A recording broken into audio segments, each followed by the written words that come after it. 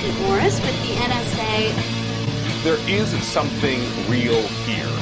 Did you believe that our government is in possession of UAPs? Absolutely, based on interviewing over 40 witnesses over 4 years. And where?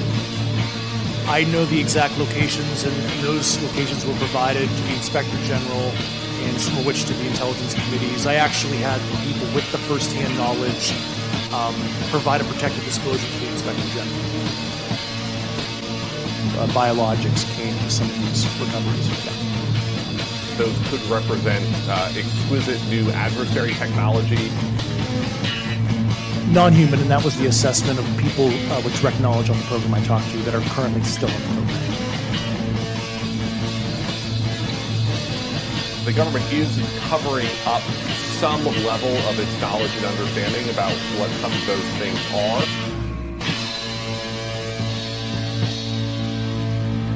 The Sol Foundation, which just announced a new initiative for UFO research and policy. It's nuts, man. I mean, we're just small-town buds who saw a UFO in the woods. I mean, now we're hanging out with the government. Wow. What floor were you guys on?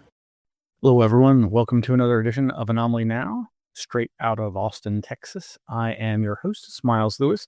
This is the weekly, sometimes live news and media roundup for the 501c3 nonprofit Anomaly Archives, aka the Scientific Anomaly Institute. It is Wednesday, July 30th, 2025. Thank you for joining us. You can, of course, go to our website. That is anomalyarchives.org, or you can go to our patreon.com/anomalyarchives page, or, of course, our Flipboard, where we'll be linking all the news articles that you'll be hearing about today. We can talk about a few of those, but there's never enough time to cover it all. So you will want to check out the anomalyarchives.org website. There is the feed and the links to the Flipboard, the news aggregator. We collect all those news flips and repost them on the website there for posterity. The show notes for every podcast episode like this show are archived on the website as well under the video category. Each show has a different page. All the links to everything we'll be talking about are there. And so much more is there as well. You should give it a try. Dig in. You'll find information you'd never come across before, I have no doubt. Well, thank you again for joining us. Like and subscribe, hit the notification bell, all that good stuff. That does really help us. Again, you can contact us at contact@anomalyarchives.org is our email address. But we also have a P.O. box that you can snail mail things to us. And that is P.O. Box 152252, Austin, Texas 78715. That's Anomaly Archives at P.O. Box 152252, Austin, Texas 78715. If you go to the website, there's also other email contact links and a phone number that you can call and leave voicemail on. So check that out. Okay, right. So jumping right in, you'll want to, as I say, go to patreon.com/anomalyarchives. You know, if you subscribe for free there, you get access to special content, as well as you can subscribe to the audio only version of this podcast. Or if you don't like using Patreon, you can do that through the RSS feed links, the podcast feed links over at anomalyarchives.org. The actual main feed is from Spreaker.com, and it gets resyndicated to all your favorite podcatchers, or most of them at least, Spotify, etc., iTunes, podcasts, I believe, as well, and others. There is also an audio-only version on YouTube, where we mainly stream this live, sometimes show through. And our YouTube channel has a great amount of past content that I also would highly recommend and encourage you to go check out. So consider doing that. Over at our Anomaly Archives Patreon page, we've been posting a number of different things lately, but you can scroll through even without having joined and see previews of all that material. And like I said, over at the Flipboard, you can see the thousands of articles that we've been flipping over there for years and years and years. God, I don't know when I started flipping articles into our Flipboard account, but man, it goes back so far. Can be a little cumbersome to go back too far, just the way the site works. It's one long scrolling page. It doesn't seem to let you search by year. So again, the anomalyarchives.org website has a great set of links to past month by month, sometimes week by week, sometimes quarter by quarter of the year, accumulations of those news links. So something to consider. Well, we do like to highlight awesome free content that you can find online. And sure enough, the SCU Scientific Coalition for UAP Studies over at explorescu.org has the latest edition of their SCU review. That's edition 6.3. It was just posted just about a day ago. And news from the Scientific Coalition for UAP Studies inside this issue over at explorescu.org is the latest downloadable edition, July 24th, 2025, of the SCU Review, publication number 22, including a fireside chat with Esteban Correo, UAP News, SCU Distinguished Scholar Award Honors, Dr. Kevin Knuth, Academia. Professor Anders Worrell writes that it is time for academia to close the UAP UFO knowledge gap. And there are several opinion pieces, including reviews of books like The Evidence for UFO Science by Michael Jauer, USOs, The Underwater UFOs Part 2 by Marco Bianchini, and Alien Abduction, Part and Parcel of the UAP Phenomena or Bane to UAP Research, by William Granger, and then a potpourri by our good friend and SCU member, Robert Powell. Robert is, of course, based here in Austin, Texas as well. But you'll want to check that out over at explorescu.org. And before this crashes, again, let's see if we can play this. So we're going to start with some AI technology related news. I really like this Ben Jordan fellow. He's an audio technician and musician who has a fantastic YouTube channel. I first discovered him because of his work doing an investigation of the mystery hum, something that I experienced years ago, and that he did a really good mini documentary on. And I wanted to play just a quick second of this video. Hopefully the audio will come through. And we'll be recording him with a special ultrasonic microphone setup, which will allow ornithologists to understand more about how some species of birds can recreate virtually any sound that they hear. I'll even show you how I got this starling to draw a picture of himself with his voice. And to my knowledge, this may technically be the first time anyone has ever stored data in an animal. We'll be analyzing all sorts of amazing and weird bird songs that I've collected, and I'm going to show you how easy and inexpensive it is for you to be able to build a portable device that listens to its surroundings, records sounds, recognizes bird songs, and constantly updates a website so you can know and hear virtually every bird-related thing happening around your home. Yeah, so this is Ben Jordan. The video is titled, I Saved a PNG Image to a Bird. And as hopefully you saw and heard there, using a spectrogram, he encoded a roughly drawn image of a bird. This studio keeps crashing. I'm going to have to try something different. Hold on. Please forgive me. We're going to take a quick break.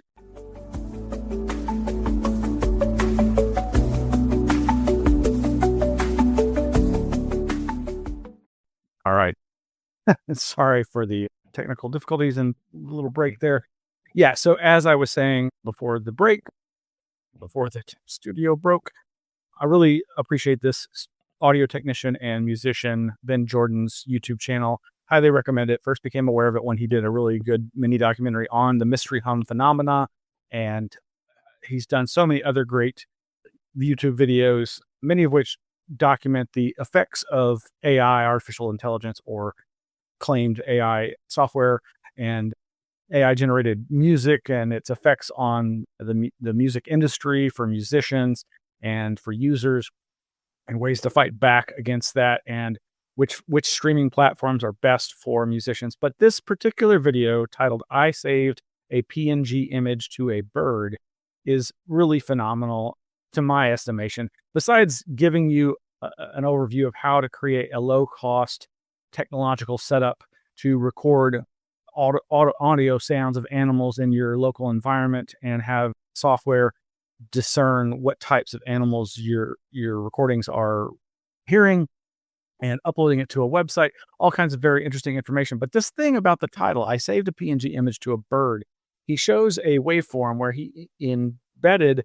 a rough image of a bird, a profile image of like a duck almost, and recorded the sound that was generated by this encoded image and played it to this starling, which already this particular starling has been in rehab. You'll learn a little bit more about that rehab facility and the bird, who's gotten quite a reputation for its ability to recreate sounds. And apparently it reproduced this encoded image sound, which is phenomenal. If you think about this, and of course, my mind immediately went to the paranoid thought of, I wonder if this could be used for espionage purposes of spies embedding secret information somehow in a bird song and then having a bird mimic it back to another agent or something.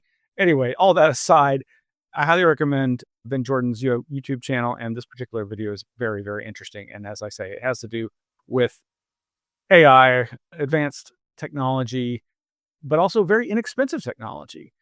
So moving right along, we've talked a lot about the negative impact of AI on the media sphere and how hard it is to discern truth from fact, fact from fiction, fiction from fake, or rather, fact from fiction, fiction, fake and real, words, salad, over at the TED channel, How to Spot Fake AI Photos. This is by Hani Farid. This is a very brief 12-minute presentation where he talks about his job trying to discern this kind of information, whether an image, in this case on the screen, he's showing an image that would appear to show 4 soldiers being held hostage by another soldier in a dimly lit cell where it's hard to make out. Now, at a glance, my first thought, of course, is oh, that's clearly AI. But he walks you through some of the basic steps that he uses in his everyday job to discern that sort of thing. And I think that that's more needed than ever before. And I do think this is a teaching moment. And I think that there is so much confusion out there. I increasingly hear people saying when they see images that I don't think are AI, that they're like, oh, that's probably AI, or I think that's AI. And I'm like, no, I just think that's really real.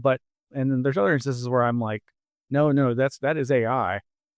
But anyway, this one's over at the TED channel. I highly recommend it. How to Spot Fake AI Photos, featuring Hani Farid. That's Hany, last name Farid. Who, let's see, he is described as a digital forensics expert, and he explains how he helps journalists, courts, and governments find structural errors in AI-generated images, offering 4 practical tips everyday individuals can use when facing the internet's war on reality.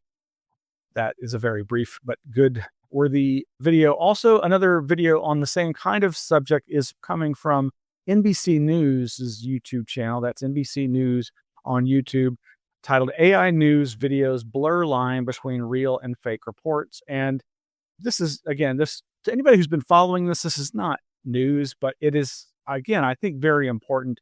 And they're focusing on how AI is creating these fake news clips, how this is sometimes being spread even by mainstream news outlets by mistake, and how easy it is to create these sorts of things. Again, some great video clips here where they show examples of people, often at disaster sites, and how that's being manipulated.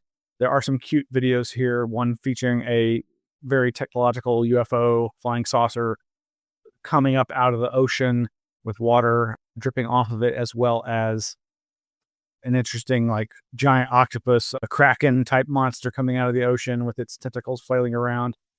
So fun stuff like that. But then they actually sit down and try to recreate an existing weather report video, and to strikingly realistic results.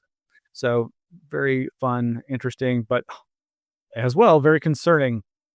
Now, speaking of concerning, all this talk of AI, whether or not you get hung up on the intellectual property, the copyright issues, how so much of this AI training is being built on the backs of artists whose work is being completely stolen, ripped off by the scraping efforts of these AI companies, these big mega corporations that are just scouring the internet and using it to train these large language model AI type systems to be able to generate sounds, images, and moving video.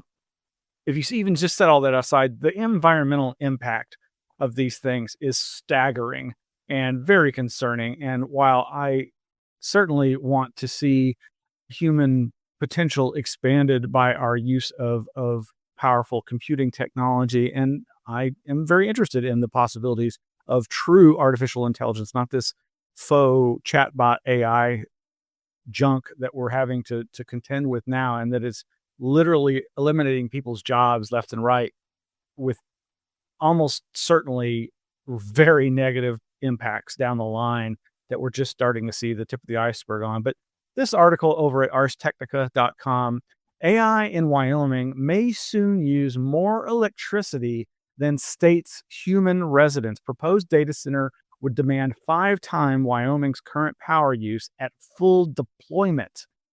The article says, on Monday, Mayor Patrick Collins of Cheyenne, Wyoming, announced plans for an AI data center that would consume more electricity than all homes in the state combined, according to the Associated Press. The facility, a joint venture between energy infrastructure company Tallgrass and AI data center developer Crusoe, would start at 1.8 gigawatts, and scale up to 10 gigawatts of power use. I think the first time I ever heard the word gigawatt was the good doctor in Back to the Future. But, and as a side note here, the image, of course, this being about Wyoming, what image do they use for this Ars Technica article? I don't think there's any images of, there's accompanying video, what happens to the developers when AI can code, but there's no images related to this actual data center. But because it's mentioning it, that it's in Utah, the image they use is of the Devil's Tower. Not Utah, Wyoming, excuse me.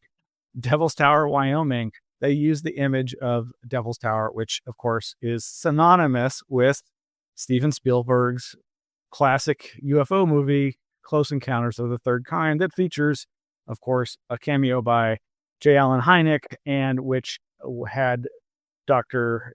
Jacques Vallée as a consultant, even though it seems like Spielberg junked most of Vallée's suggestions. So, all right, moving right along to our cryptozoology segment for today. Over at Henry Bauer, his Substack, that's HenryBauer.substack.com. Loch Ness, well-known misinformation, little-known truth. Now, this is just a really brief blurb, unless it's paywalled, and I'm not seeing the rest of it, but I think it's just a really brief blurb, which I will read for you right now. During the 1930s, the global mass media decided that the Loch Ness Monster existed only as a persistent hoax, and that view entered also into such authoritative sources as encyclopedias, while genuinely scientific publications had nothing to say about it. That has changed hardly at all. Scientifically credentialed writers and pundits have not kept themselves up to date as to the evidence. During the second half of the 20th century, conclusive evidence came to show that there is a population of large, deep-dwelling animals in Loch Ness, animals whose place in the tree of life remains to be established since no specimen or authentic DNA have yet been obtained. Now, of course, obviously, a lot of people would contend that is not fact or true, but this person, Henry, gives his citations for further research on that, including the next paragraph. The evidence of film, sonar observations, and underwater photographs are all consistent, however, with thousands of reliable eyewitness testimonies. Citation number 1.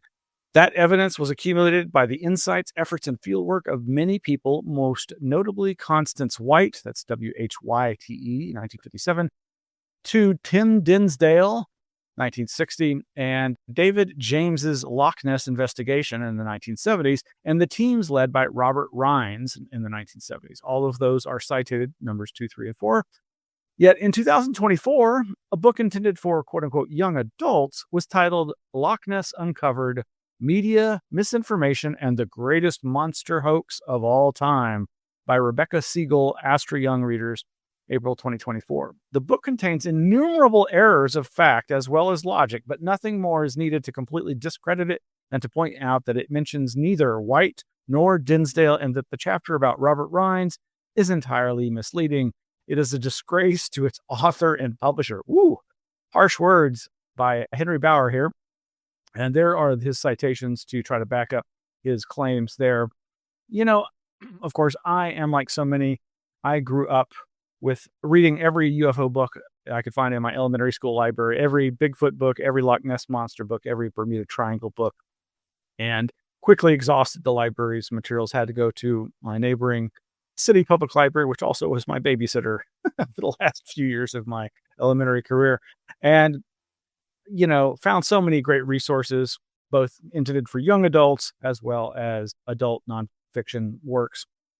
But I have to say, I still, like so many things, I remain agnostic. I think that there is distinctly the possibility, nay, probability of creatures existing in the physical realm as some kind of undiscovered remaining prehistoric creatures. It's hard to say, but whether that be these different types of lake monsters that are described around the world, or forest creatures described as Bigfoot, Sasquatch, and other relict hominoids, as some like to say.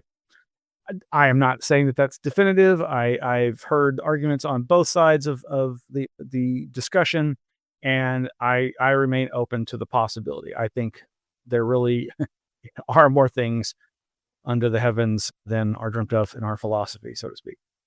All right, moving right along to a really prolific blog called Loch Ness Monster, which is at the URL lochnessmystery.blogspot.com. This most recent article, Ted Holliday's last unpublished book. I haven't read Ted Holliday in ages. He's written a number of great books. Of course, he died back in, I think, 1979. And several books of his were published posthumously after his death. And I really think he's worthy of your attention. If you've never heard of him, he's very worth looking into. You can, of course, go to our webpage where we have more information about him over at anomalyarchives.org. His full name, Frederick, a.k.a. Ted William Holliday, lived from 1921 to 1979. He was an English journalist who wrote books about angling and also the Loch Ness Monster. But really, he's one of those who really looked at the paranormal aspects, the strange synchronicities that surround these types of events. And one of my favorite books of his was, I believe, published posthumously by Colin Wilson, who ended up with his materials. And you can read this article, like I say, over at the lochnessmystery.blogspot.com, at where the author says, "For me personally, the story goes back to 2018, trying to access this manuscript with a view to the cryptozoological world, reading this work by one of the most notable researchers on the Loch Ness Mystery. Ted Holliday died in 1979, but before then, he had at least 2 unpublished works, which ended up in the hands of the well-known paranormal author, Colin Wilson. Colin Wilson is also somebody that, if you're not familiar with, highly recommend you check him out.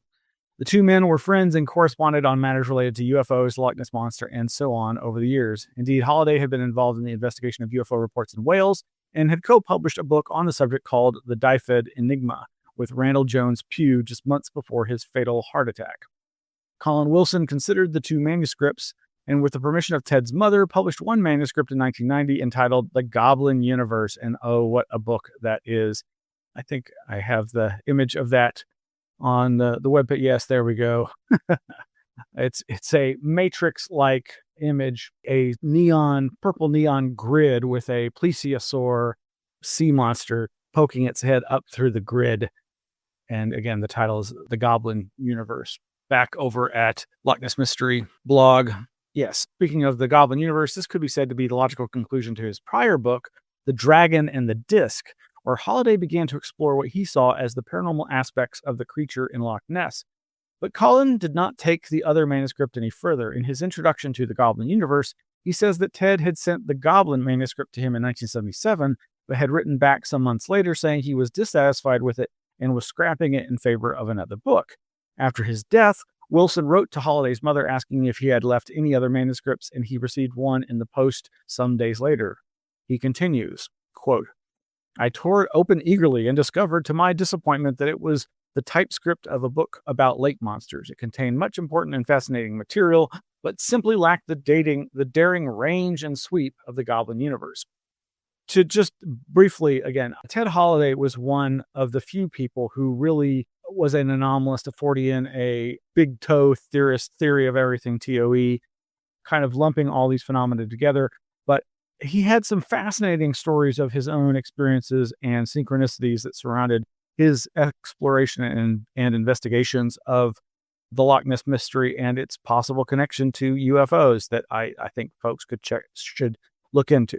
All right. Well, that is going to be it for our cryptozoology section, and we'll be right back.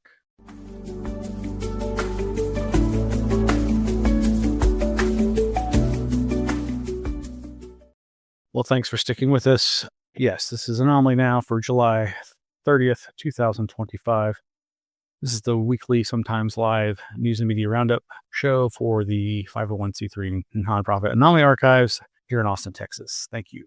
Yes, we were talking about UFO stuff, or I was about to start talking about UFO stuff. Gosh, there's so much. Obviously, UFOs are my favorite area of study in the weird wide world of anomalistics, esoterica, Forteana. All these areas fascinate me. As mentioned, cryptozoology, the nature of consciousness, and parapsychology, especially paranormal phenomena like hauntings, all that stuff, mysterious ancient civilizations, all alternative histories.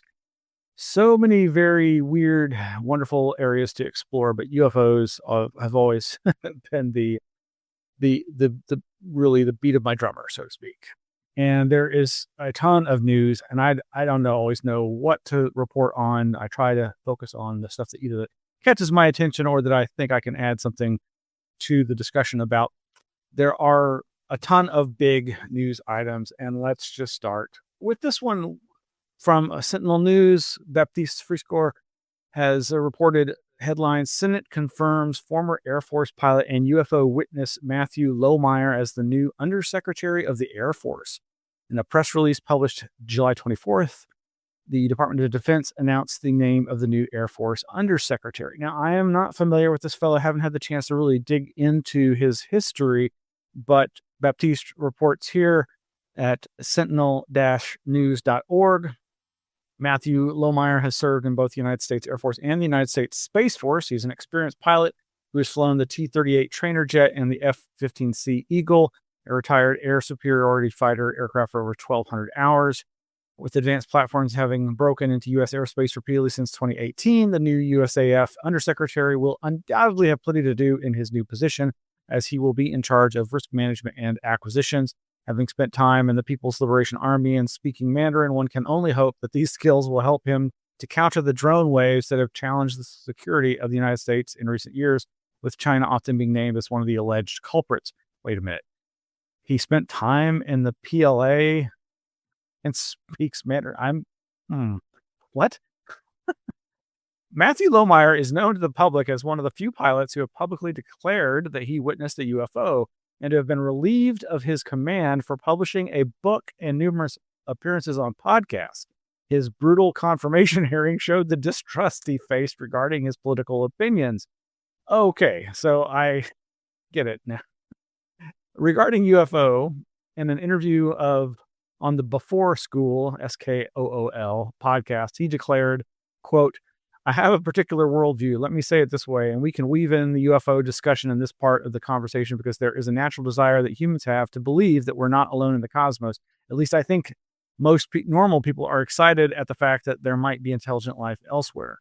Some of the UFO sightings that we have record of, I've often poo-pooed in my adult life and having been in the military. I say, well, I chalk that up to government work. Much of what people are seeing is likely government programs, acknowledged or unacknowledged, or tricks of cameras. But I was watching a documentary that was done in 2020 called Phenomenon. I was watching it with my wife late at night, and it was probably 45 or 60 minutes into this documentary. We had air traffic controllers talking about a phenomenon that they occasionally see at their airfields. It's not common, it's rather rare, of these balls of light that seem to zip around the flight lines and be able to defy the known laws of physics incredibly fast. And they were like big orbs of light, orange or yellowish in color. And I paused the film and I remembered, as odd as that sounds, that I'd seen the exact same thing in high school when I was in the mountains in Arizona. And I told my wife, I said, I've seen this. I know exactly what they're talking about. And she said, no, you haven't. I said, no, I really have. And she says, we've been married for 10 years. You've never mentioned this once, unquote. And it's true. I hadn't mentioned it because it was one of those things I'd never understood. It was a very peculiar experience. I was with another girl at the time when I saw this, and so I said, look, come with me. We're going to go to Facebook. We're going to go online. We're going to send a message to this girl I've not reached out to in 20 years. And I'm going to say, hey, remember me? Remember that time we were in the Tucson mountains? Which is exactly what I did. I said, do you remember that thing we saw? And I didn't say anything else. And she responded back immediately. And I was like, hey, be careful. My wife's here with me. I don't want you to embarrass me. And she said, yeah, that big freaking ball of light UFO thing that we saw. And my wife was surprised that, in fact, it was just as that documentary phenomena had depicted. Anyway, there's a lot more quotes from that interview. Yeah, that's a very, very long quote. It ends, though, by Baptiste saying, the observation and its interpretation, as described by the newly appointed USAF Undersecretary, bear a striking resemblance to the work of Dr. Massimo Teodrani, who specializes in living plasma. I highly recommend Dr. Massimo Teodrani's work. You can actually hear some of his musical work featured on our YouTube channel. He contributed some very interesting ambient electronic music that we used during our 2020 Streamathon fundraiser. Of course, he is married to a wonderful researcher who we're also going to be featuring in upcoming months on our monthly Anomaly Academy lecture series as part of the patron benefits for folks above a certain Patreon tier. Anyway, yeah, check that out over at Sentinel News. Another article from Sentinel News, again from Baptiste Freescore. A new study seemingly shows alignment of UAPs in space. Now, so this, I believe, is part of what had been generating a lot of buzz online when a co-researcher of Dr. Villarroel had been speaking. He did a selfie video recording where he basically said, there's big news coming out. I can't say what it is, but it was really surprising to me, implying that it's earth-shattering in terms of some big revelation that now seems to have been related to this series of papers that the Villarroel and her Vasco project have been working on getting pushed through peer review for the last year or two. This has been confirmed by multiple sources. Very interesting papers. And this particular Sentinel News article has to do with at least one of those. And it begins by saying, the group of 15 authors, led by Dr. Beatriz Villarroel, present the most significant cases from a study previously reported by Sentinel News. In that previous paper, they used the Vasco project to detect light anomalies from the pre-space age era during nuclear tests. They found more than 100,000 UAPs with a maximum of over 4,500 on a single date, even with a conservative estimation, as the same source could have been recorded on several photographic plates. This represents an astonishingly high number of UFO candidates. This paper is titled Aligned Multiple Transient Events in the First Palomar Sky Survey Spanish Virtual Observatory. Right? And he quotes extensively from that and provides some of the images there. Yeah, this is very interesting. He ends by saying, however, quoting, I think, Villarroel again, however, what makes the events even more interesting is that Candidate 5 occurs on the same date as one of the most famous UFO mass sightings in history, namely the 1952 Washington UFO flap. Now, I know some folks have been critical of her linking that, but this is pretty interesting stuff. And if you go to our webpage for Dr. Villarroel, you can find a variety of very informative links about her work, interviews with her, links to her vascoproject.org website, which stands for Vanishing and Appearing Sources During a Century of Observations. And I was reminded of something I had heard about but already had forgotten, where she did an interview with Richard Dolan back about a year ago. And she, in researching, trying to use these old photographic astronomy plates, these photographic plates from way back in the 50s, she rediscovered that, or discovered and publicized the strange connection of those missing plates to a known UFO skeptic, arch debunker.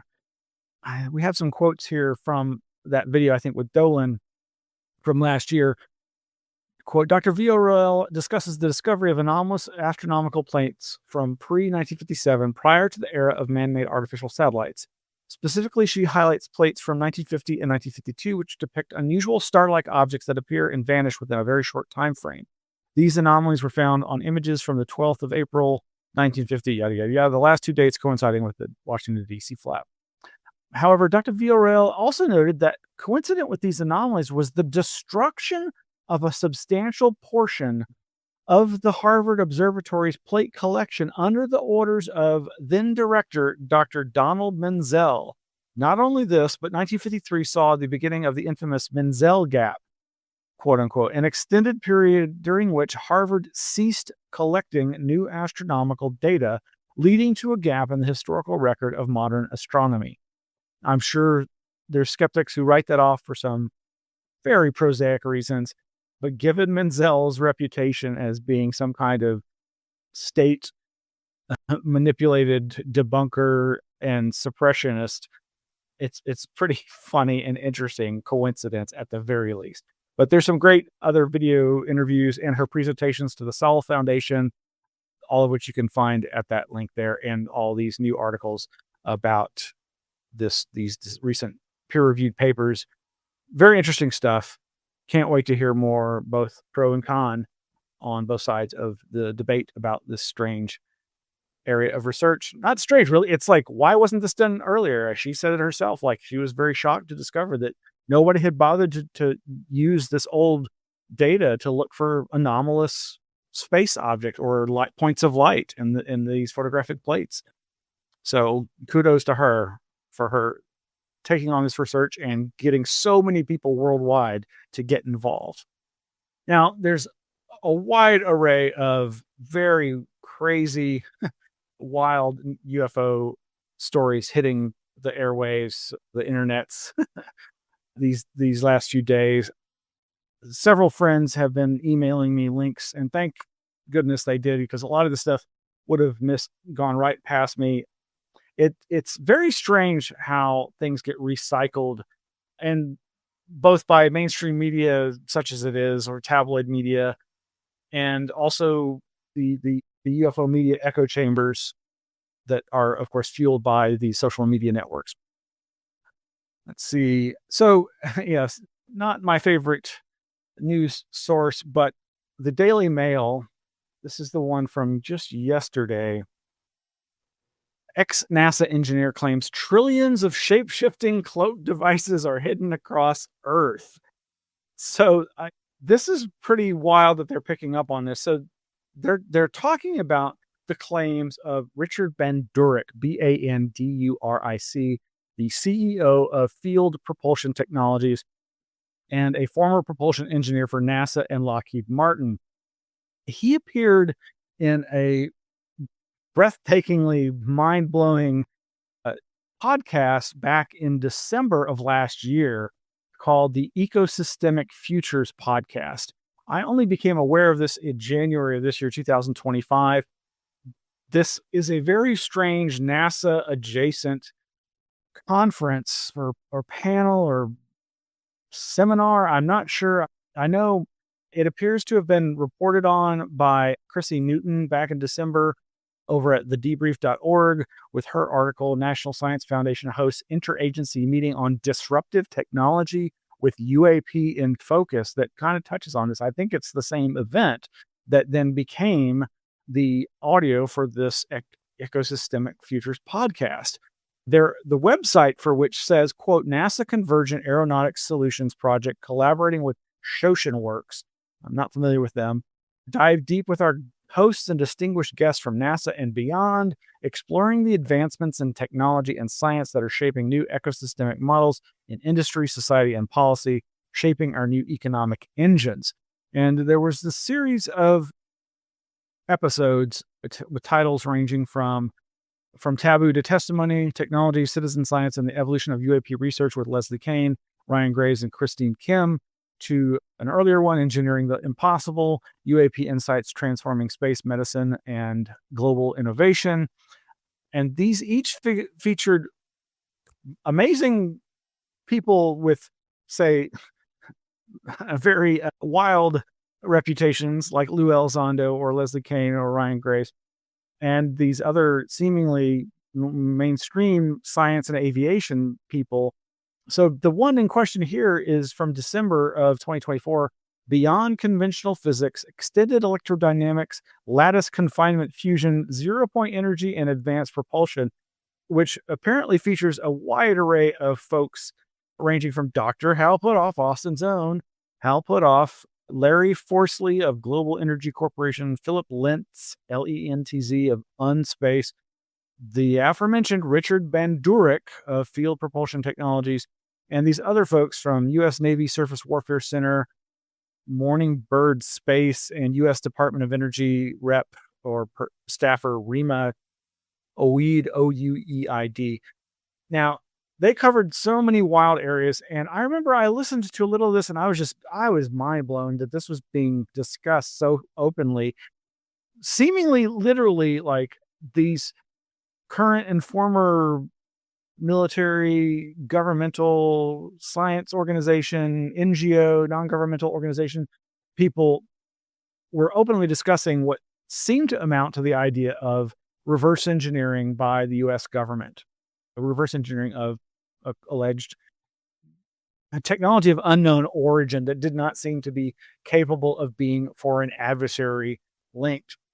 And I remember focusing on Richard Bandurek for some reason because his claims seemed to be pretty extraordinary. And I didn't really go much further, but we did create a page for him over at the website and put in a lot of links. He's very fascinating, and you can listen to a couple of interviews with him, including the audio from that particular 2024 panel discussion. And, he comes off as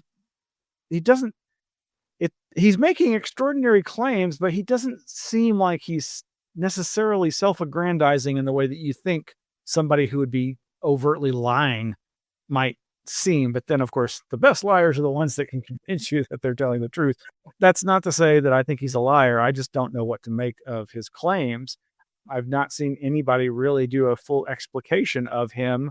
But again, this is some of his wildest claims are making it into this Daily Mail article that was published just yesterday, July 29, 2025, that amount to this description of dealing with these metamaterials, these little silver medical slivers of metal that he says, quote, it would cloak itself and try to blend into the environment.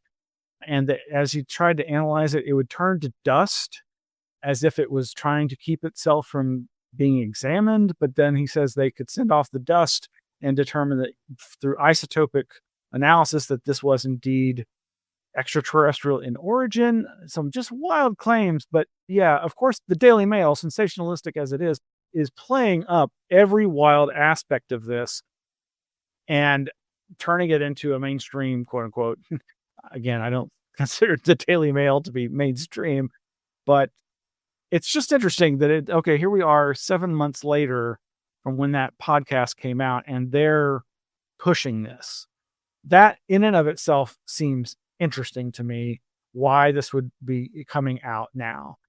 Now, there's a million things that could be referenced here. He does also refer to the black triangle UFOs, and then of course, this article chimes in by quoting the other alleged recent whistleblower, Matthew Brown, former U.S. national security official, who also talked about large black triangle-shaped UFOs that he read about in the documents that he has been reporting on, promoting, which others claim are just war game fiction and not actual secret documents. But yeah, so over at our website, we've got links to back over the Daily Mail. Here's that references to Matthew Brown, etc.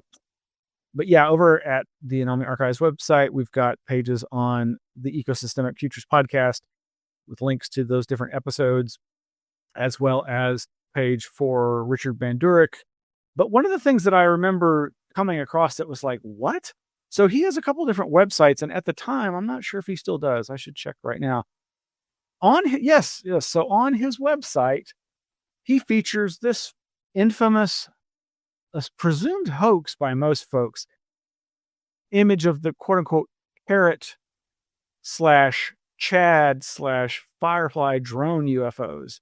So, for those who don't remember, for those of you who are 2017ers or 17ers, 10 years before, back in 2007, there was this whole flap of weird CGI, is what we called it back then, not AI, but computer generated imagery, these hoax photographs done by computer systems of very weird looking quote unquote UFO drones.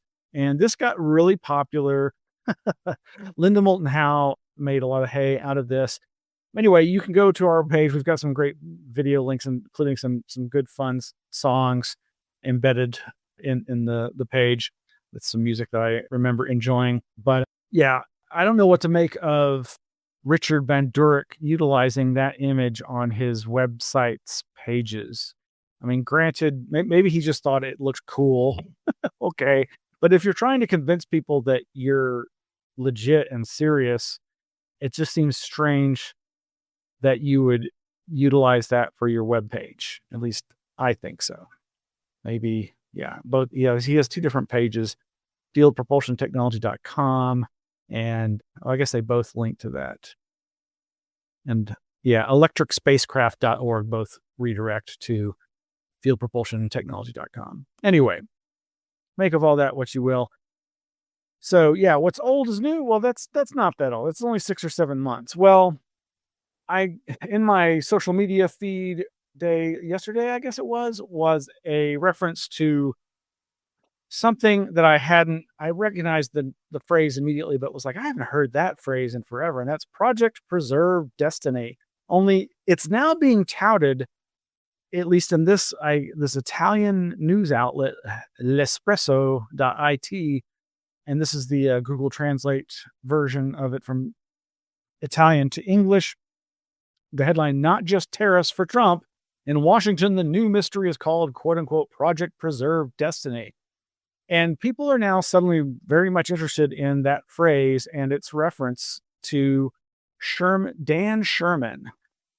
But okay, so this translation implies that Trump wants to be the UFO president, that he wants to get ahead and finally solve the mystery and be the person who reveals the truth to the world that there are extraterrestrials and that the government has been reverse engineering these technologies, et cetera, et cetera. Now, this idea is not new. I think but in his previous administration, there was these rumblings that, that he's going to be the one. And of course, it seems like every president who gets into the Oval Office, people start projecting that hope and desire onto them. But in this case, I was hearing from several other places that he's trying to pass some kind of legislation, and some are referring to it as the Project Preserve Destiny policy documentation or something. But again, it's very confusing because this refers to something that goes back to 1997, 98, or actually before, but the revelations within the UFO community go back to 1997, 98. And this Dan Sherman person. Now, Dan Sherman is not mentioned at all in this article. So yes, this English translation of the Italian says, Donald Trump's new agenda isn't just about tariffs. Behind the scenes in Washington, a much darker issue is brewing, UFOs. And according to confidential sources, of course, something very concrete is already underway. It's called Project Preserve Destiny, and it's much more than a simple program to study so-called UAPs.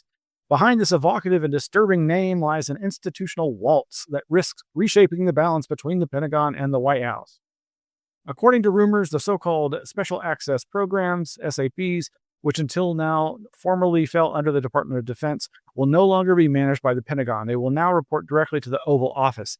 This decision, they say, was not made lightly. On the contrary, it is the result of weeks of highly classified meetings, closed-door briefings, and tensions between military leaders and some of the Republican president's closest advisors. Because Project Preserve Destiny is no ordinary dossier, it involves 6 levels of secrecy. Woohoo! The same sources say that would put any conspiracy thriller to shame. It ranges from the public level, where they tell you fairy tales, unquote, as those familiar with the dossier sarcastically explain, to the so-called programs within programs, sections so compartmentalized that they remain inaccessible even to the incumbent president. Behind the decision to shift the focus to the White House, according to those in the know, lies the desire to directly control the flow of information, and perhaps in the long run, even to decide what is made public and what is not. Now, I'd heard, I'm not going to name the podcast, but earlier this week, I heard a podcast making references to this initiative. I didn't know what they were referring to. And fortunately, they didn't have show notes. They had a link to their sourcing of this. And I'm like, what are they talking about? I haven't heard anything about this. And I'm not sure if maybe they were just repeating what they'd read here or in other outlets that were repeating the same idea, that there's some inside sources saying that Trump is trying to redirect all of these special access program information flow channels through the Oval Office, through him, instead of their existing information flow, which would be huge news. And like so many things happening under this administration, worthy of discussions about a constitutional crisis. But yeah, so what to make of this? Is this outlet considered reputable? I don't immediately think so, but then I was hearing an YouTube auto-dubbed news report saying that this actually is considered a reputable news outlet in Italy, but I have no way of verifying that. Well, again, we have a webpage for information on Dan Sherman over at our anomalyarchives.org site. He is an alleged electronic intelligence analyst and intuitive communicator who retired from the United States Air Force as a staff sergeant.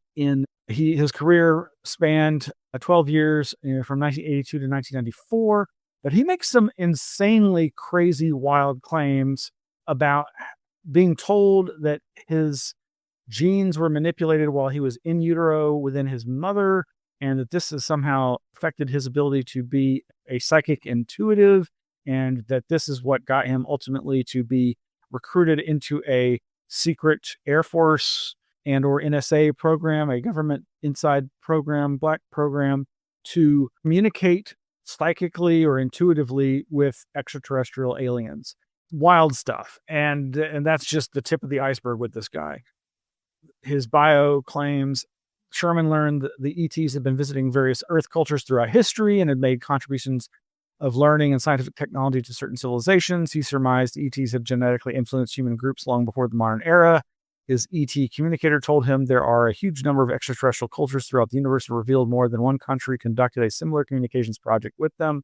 He put all this out into the public in a book called Above Black, Project Preserve Destiny, an insider account of alien contact and government cover-up. And you can watch a lecture that he gave at the International UFO Congress in 1998. And then he was still speaking to various sources in 2007. And to my knowledge, he's still out there. And so maybe he's having a resurgence. But yeah, there definitely seems to be, in this last week or so, a resurgence of interest in him. And you can find links to a variety of reputable or not news outlets talking about this at the Anomaly Archives website link. Well, moving into last couple of articles that we'll cover for the UFO section. This one over at thebaffler.com by Eric Benson, Loving the Alien, 3 Days in the Mirror World of Modern Ufology. This is a very interesting and well-written review of the recent Rice University Archives of the Impossible conference, the 3-day event that was the third since they launched it back in 2022. Originally supposed to launch in 2020, been in the works behind the scenes for years before that. I definitely enjoyed this review.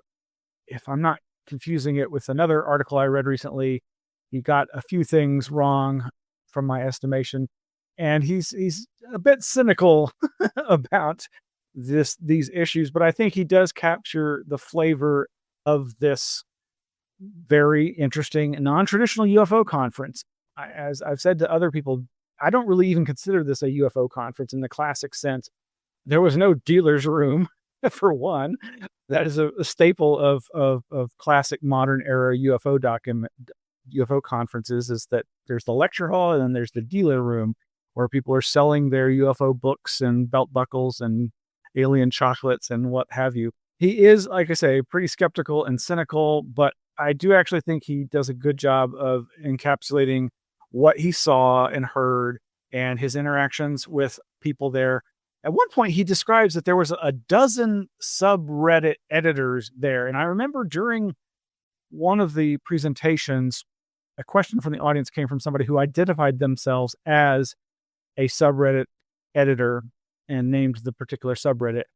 Obviously, there are a gaggle of at least a half dozen subreddit UFO alien experiencer subreddits that have created the Anomalous Coalition. I forget, they've got their own YouTube channel. We've covered their very interesting AMA, Ask Me Anything online live streams that have featured Leslie Kane and others. But yeah, thebaffler.com review of that conference talks about meeting somebody who he identified with because they kind of reminded him of his mother. Anyway, it's a good long read, but I definitely think it's worth checking out. Maybe you'll enjoy it like I did.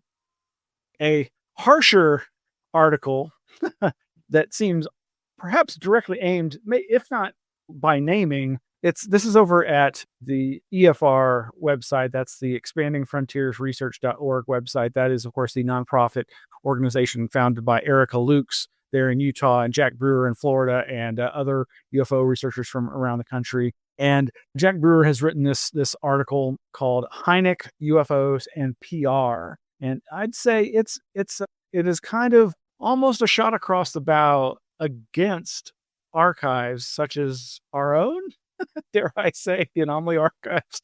He does not name the Anomaly Archives. He does not name the Rice University Archives even possible. He does name at the very end David Marler and Company's National UFO Historical Records Center archive there in Rio Rancho, Albuquerque, New Mexico, because of its recent announcements about being housed inside of a school.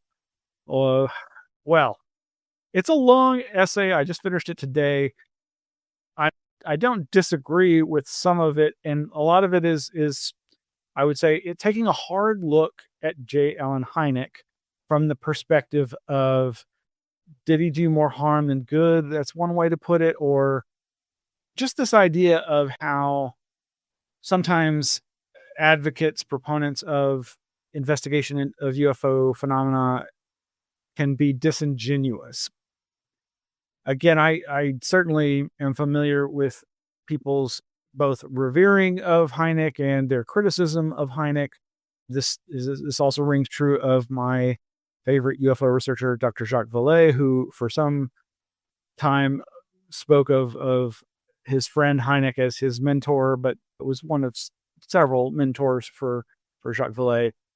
But Vallée also spoke critically of him in some ways as well. But this is an interesting, as I say, long exploration. I don't agree with everything in it, but I certainly think it's good to discuss these things. Jack Brewer has written this article with his correspondence with a man named Dr. Akers, Akers, who seems to have driven this dialogue between himself and Jack Brewer. But they do evolve quotes and engage with discussion with Mark O'Connell, who of course wrote the most famous book about J. Allen Hynek. But yeah, very interesting critique here. And I will just add that, Erica and Jack are going to be presenting as one of our monthly Anomaly Academy online lecture presentations in the coming months. I believe we've got them scheduled for October, and I'm really looking forward to it. I think that they do good work with the EFR Expanding Frontiers Research nonprofit. It's a different angle than a lot of other advocacy and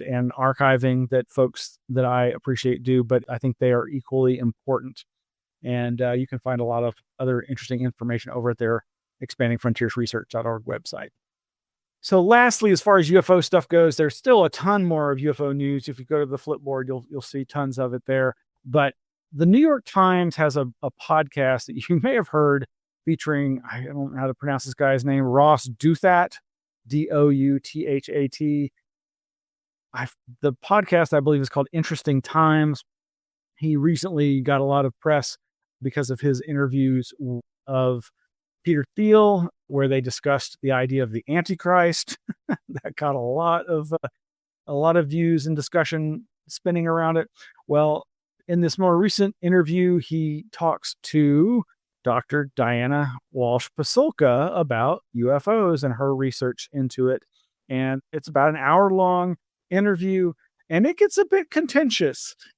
And I think that's actually, again, great. I think in some ways he wasted her time and our time by his focus on government disclosure, which she repeatedly and very quickly up front says, that's not what I'm interested in. And I shy away from focusing on that.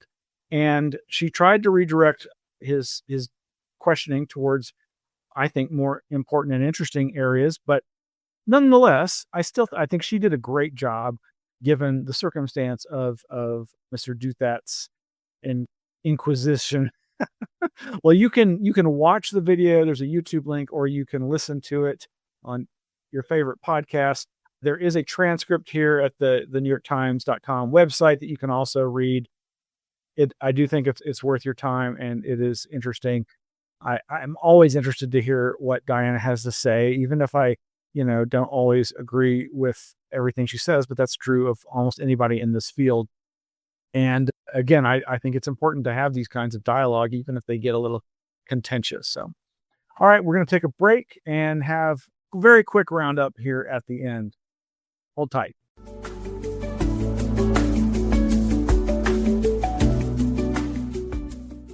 All right, we're back. Thank you for hanging with us. We're almost done with tonight's show.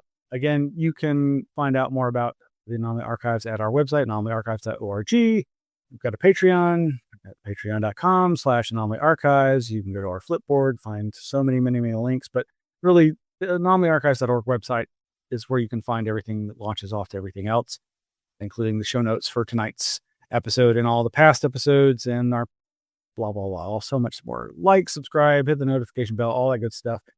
And you can also, we have a P.O. Box 152252, Austin, Texas, 78715. That's Anomaly Archives, P.O. Box 152252, Austin, Texas, 78715. All right. Back to UFOs. Actually, no, hey, we're not done with UFOs. That's right. I'm going to talk about a few other things. Oh, what's the first discussion? Consciousness, health, and mind-body connections. How about What Conflict is Teaching Me About Consciousness by Beth Glick over at Into Intuition. That's intointuition.substack.com.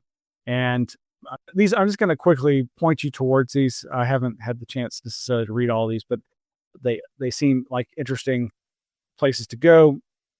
And just at the beginning of this article here, she says, "Let me come clean. I recently spent 3 days in Houston at a UFO conference."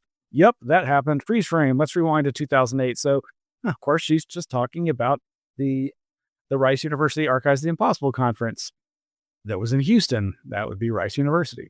Okay, and again, this is What Conflict is Teaching Me About Consciousness over at Beth Glick's blog, Into Intuition. Also, we have over at consciousnessunbound.blogspot.com a trio of obvious miracles. This one about miracles. And this person gives 3 different descriptions of miracles: the creation of the universe, dead matter coming to life, and living beings, agents of creative consciousness. So if you're into that sort of thing, check that out. And speaking of miracles, as we've recently hosted a rare audio lecture from Carolyn Miller. She spoke at the 1995 Society for the Anthropology of Consciousness conference right after I spoke on my Encounters with the Fantastic, the Transformative UFO Paradigm. And I always found that speech to be very inspiring and interesting. And I, years ago, created a weird mashup video of it, as I liked to do back in the day, just random video images. In this case, I think it was Chariots of the Gods as a background video, but also sometimes layering music in the background. In this case, there's music by Tortoise, Higher Intelligence Agency, and LTJ Buchem. Anyway, you can go to the Anomaly Archives website, and there's all the links. Excuse me, goodness gracious. There's all kinds of links to the original raw audio with no music, no sound effects, just the raw audio of Carolyn giving her 20-minute presentation, and then a recently audio enhanced version. And like I say, the video version, which also has music. So and there's also a transcript of her lecture. So whether you like to just read stuff or you like to hear stuff, but without any distracting extraneous audio or music or video accompanying that, there's something there for you. I think you'll find this interesting. Her talk was called Creating Miracles, Empirical Support for a Widely Accepted Method for Creating Miracles, which she presented again at the Society for the Anthropology of Consciousness conference at UC Berkeley in 1995. And then she had just put out a book, Creating Miracles, Understanding the Experience of Divine Intervention. So check that out. Our good friend Tim Banal over at coasttocoastam.com, 2 brief articles linking to recent studies. Gallup poll explores Americans' paranormal beliefs, as well as this other one, surveys explore British supernatural beliefs. So some interesting data there. Would it surprise you to learn that people believe in this stuff? Whether that's a good thing or a bad thing, I'll leave that up to you. Over at phys.org, that's phys.org. It's that physics-oriented website. Humans, not glacial transport, brought bluestones to Stonehenge, new research indicates. Stonehenge's enduring mystery extends beyond the iconic standing stones that draw visitors from around the globe. Less celebrated yet central to archaeological debate are the smaller blue-hued megaliths known as bluestones, sourced from distant outcrops in Wales over 200 kilometers away. Many archaeologists have attributed their arrival on Salisbury Plain to deliberate human transport. Others have proposed that glacial ice carried them during a prehistoric advance. So yes, these aren't actually about the Stonehenge circles stones themselves, but these nearby quote-unquote bluestones. Let's see. Lastly, over at Politico.com, in the conspiracy category, researchers quietly planned a test to dim sunlight. They wanted to, quote, avoid scaring the public. Hundreds of documents show how researchers failed to notify officials in California about a test of technology to block the sun's rays, while they planned a much huger sequel. Huger?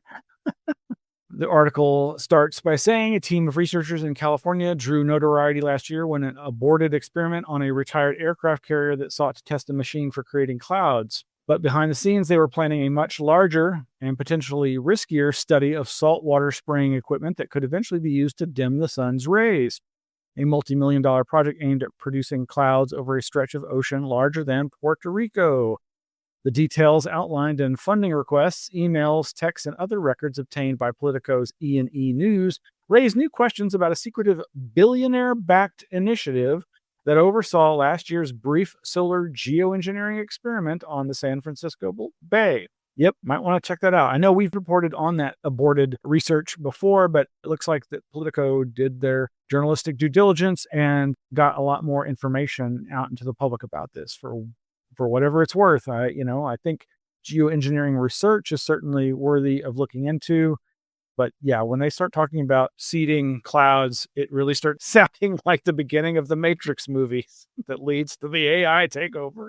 Okay, something I forgot to mention during the UFO section, or rather the AI section at the top of the show, was there is this social media personality, Red Panda Koala. They are very active on X, aka Twitter, and other social media outlets. And Red Panda Koala often does really nice, concise clip collections when a particular subject is gaining newsworthiness. They'll put together a bunch of clips that collect information that's all related so that it's all in one place, typically from multiple podcasts. There's so many podcasts, so many news outlets, so much social media reportage going on. And I don't watch a lot of this person's stuff, but they recently published 5 days ago, The Flying Saucer Era Brought to Life. And I'm going to end the show with this. Thank you, Red Panda Koala. They or somebody, I think RPK, Red Panda Koala, I think they took these classic UFO flying saucer era photographs and put them through AI and animated them in a way that actually is pretty moving and interesting. So it's a couple minutes long, and that's just going to end the show. Thank you, Red Panda Koala, and others, and all the news outlets that we've linked to or made mention of. Here we go. This is at the end of the show for July 30th, 2025. Good night.